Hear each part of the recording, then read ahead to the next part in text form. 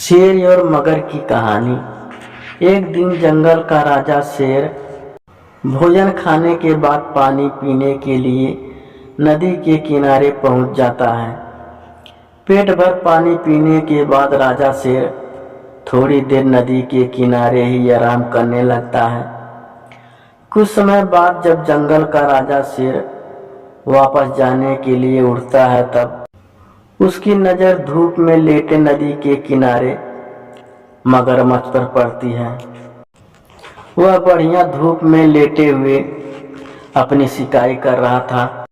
उधर मगरमच्छ भी शेर को देख लेता है और शेर को देखकर उसे इग्नोर कर वापस लेट जाता है। मगरमच्छ का इस तरह का व्यवहार शेर को पसंद नहीं आता है। शेर गुस्से में लाल पीला हो जाता है और बेधड़क होकर मगरमच्छ पर चिल्लाने लगता है और कहता है कि क्या तुझे दिखाई नहीं देता, मैं जंगल का राजा हूँ और तू मुझे देखकर अनदेखा कर रहा है। क्या तुझे मेरा बिल्कुल भी डर नहीं? चल उठ यार, मुझे सलाम कर। निठल्ले जैसे पड़ा है। मगरमच्छ भी शेर को तड़प से जवाब देता है और कहता है कि तू राजा होगा अपने जंगल का, मैं राजा हूँ इस नदी का।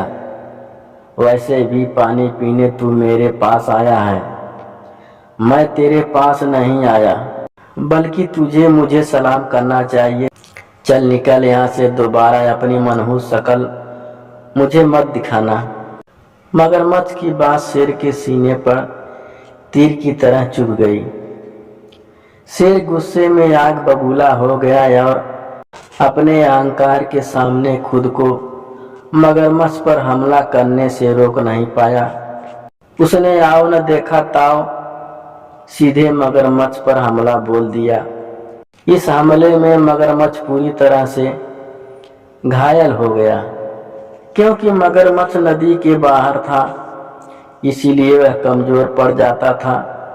किसी तरह से मगरमच्छ अपनी जान बचाकर वापस नदी में चला जाता है। शेर मगर पर हमला करने के बाद खुश होते हुए वापस अपने जंगल लौट जाता है और मगरमच्छ अपने बदले की आग में जलता रहा और शेर का दोबारा आने का इंतजार कर रहा था। दोस्तों, वह कहते हैं न कि वक्त सबका आता है। कुछ समय के बाद एक दिन नदी के पार से दूज का न्योता आता है।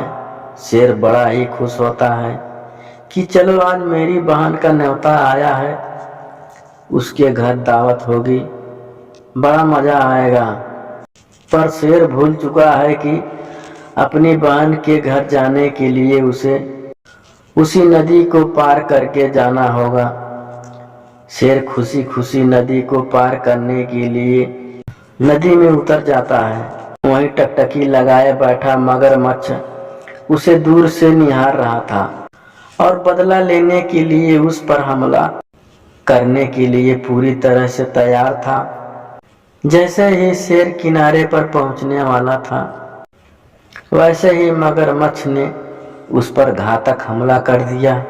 शेर आधा पानी में था, मगरमच्छ पूरी तैयारी में था।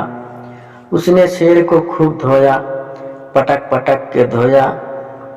इस लड़ाई में शेर कमजोर पड़ गया। मगरमच्छ ने उसे पूरी तरह से घायल कर दिया। इस तरह से मगरमच्छ अपनी हार का बदला शेर से लिया और शेर को खूब सबक सिखाया। शेर को इस हमले का बिल्कुल भी अंदाजा नहीं था और ना ही वह इस युद्ध के लिए तैयार था। आधा पानी में होने की वजह से शेर कमजोर तो था, इसीलिए वह मगरमच्छ को हमले का जवाब नहीं दे पाया। पर हाँ, इस युद्ध में शेर का अहंकार टूट चुका था और उसे समझ आ गया था कि पानी में रहते हुए मगरमच्छ से बैर नहीं किया जाता और यह बात आज सत्य होती है।